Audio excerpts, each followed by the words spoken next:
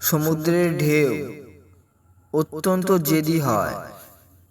যতবার তীরে এসে ধাক্কা খায়, ততবার তীরের পাথরগুলিকে ধাক্কা দিয়ে পিছিয়ে দেয়, আর শেষ পর্যন্ত পাথরের মধ্যে থেকে পথ ঠিক বের করে নেয়।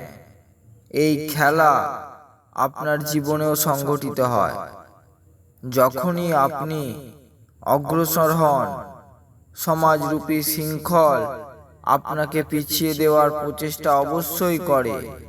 কারণ যখন ঢেউ সমুদ্রের শৃঙ্খল ভঙ্গ করে, তখন সমুদ্রে জোয়ার আসে।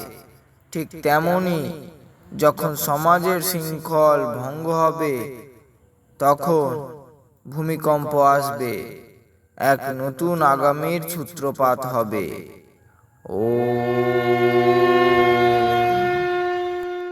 সমুদ্র পৃষ্ঠতলে জল কতটা চঞ্চল মনে হয়, আর যখন সেই সমুদ্রের গভীরে পৌঁছানো যায়, তখন শান্তির আদর্শ স্থল মনে হয়। ঠিক তেমনি একান্ত আপনার মনের স্থিতিকে শান্ত করে তোলে।